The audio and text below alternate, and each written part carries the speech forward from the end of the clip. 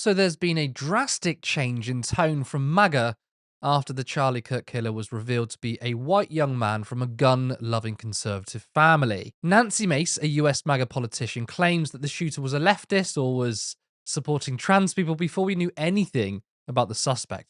So let's compare and contrast her views before and after finding out about the shooter. Time to bring back the death penalty. That's what she said before we knew any details about the suspect. And now she said, "We know Charlie Kirk would want us to pray for such an evil and lost individual like Tyler Robinson to find Jesus Christ. We will try to do the same." She is truly a disgusting individual. Beforehand, she said the Democrats should own this and said the shooter was pro-trans, although she didn't say trans, she used the T slur. Now it's a young white man from a conservative family. Oh, she wants to pray for him. Conservative podcast host said this: "My heart breaks for Tyler's parents. With the best of intentions, they sent him to college, and this is the outcome. Please pray for them and for Tyler that Jesus heals his heart and brings him to repentance." I believe Charlie Kirk would ask us to pray for the repentance and salvation of Tyler Robinson. That's the kind of man he was. Those who love Christ should be praying for the repentance and salvation of Tyler Robinson. Lord have mercy. I pray that Tyler Robinson hears the gospel, repents of his sins, and finds perfect peace in Jesus Christ, whom Charlie loved so much. I truly and fervently pray for that. Tyler Robinson will be standing face to face with Jesus soon. This is utter insanity.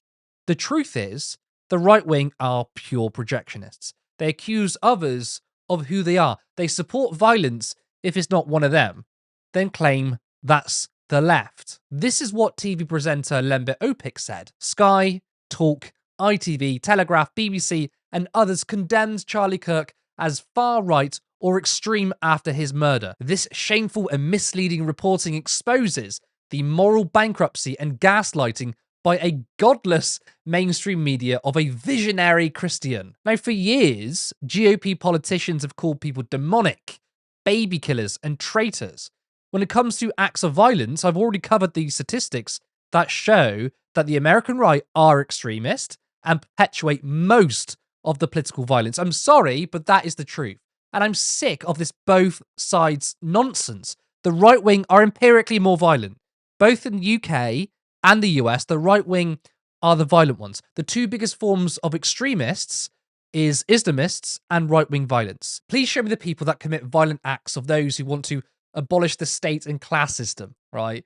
Show me the extremism from communists. I mean, the left are too busy infighting to do anything else.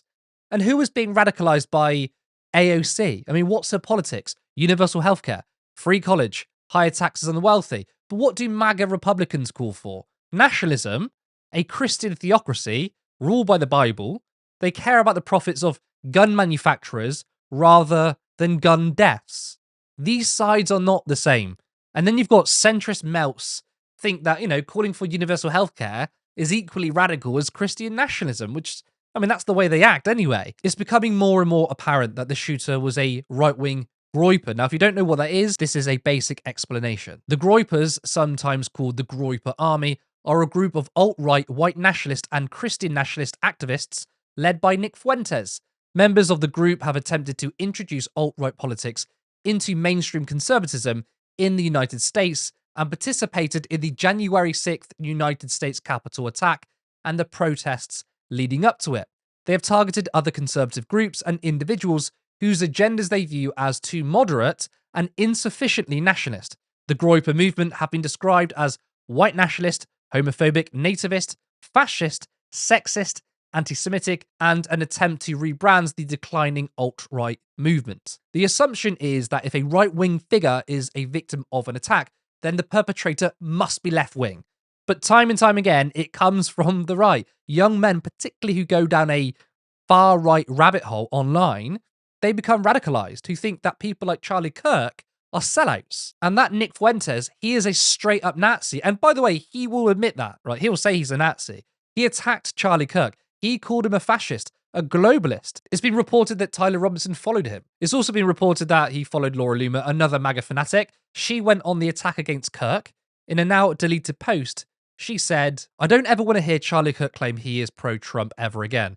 After this weekend, I'd say he has revealed himself as political opportunist, and I've had a front row seat to witness the mental gymnastics these last 10 years. Lately, Charlie has decided to behave like a charlatan, claiming to be pro-Trump one day while he stabs Trump in the back the next. Turning Point USA was only able to thrive thanks to the generosity of President Trump. On the 1-year anniversary of the assassination attempt of Trump's life, Charlie hosted Dave Smith at TP USA's SCS conference, where Dave Smith was able to speak to a bunch of conservative youth at an organization that claims to be pro-Trump. 3 weeks ago, Dave Smith called for President Trump to be impeached and removed from office over his decision to blow up Iran's nuclear facilities.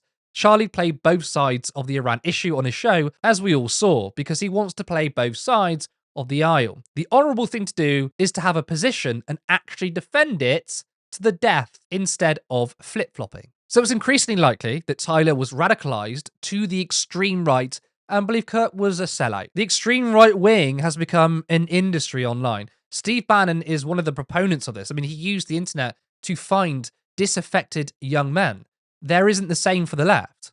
And I'm utterly disgusted by our media. They're continuing to push this false narrative that the left are violent, that calling people Nazi or fascist means this leads to extreme violence. The same people, and I'm talking about GB News here, right, hail Lucy Connolly as a hero, a political prisoner, after saying that hotels with refugees inside should be burnt down, yet they're now crying about using political labels. The right wing are the biggest crybullies.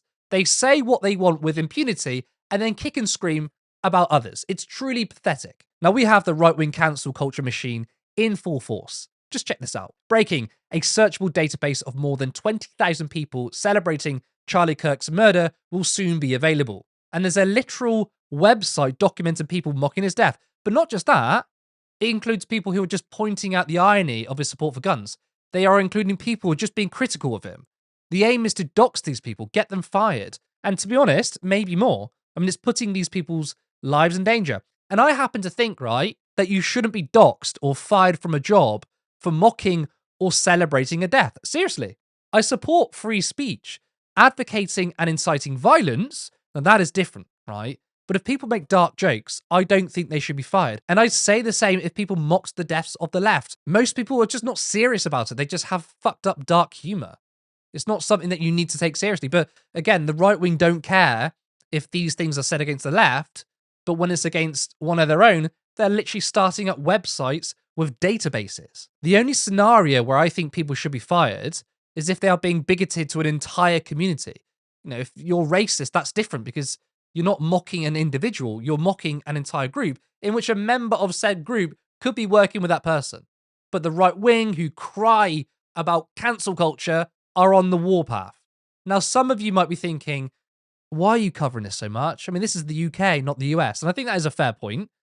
But far-right forces over here are trying to Americanize our politics. They're trying to import these debates and culture wars. There's been wall-to-wall coverage of Charlie Kirk on mainstream media. I don't really know why. So given that we are affected by events in the US, it means we're going to have to report on it, right? We're going to have to push back on the right-wing propaganda machine.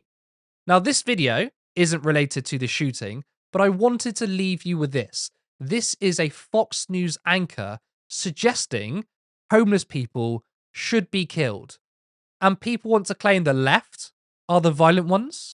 They have given billions of dollars to mental health and the homeless population. A lot of them don't want to take the programs. A lot of them don't want to get the help that is necessary. You can't give them a choice. Either you take the resources that we're going to give you or you decide that you're going to be locked up in jail. That's the way it has to be now. Or involuntary lethal injection or something. Just kill them. Brian, why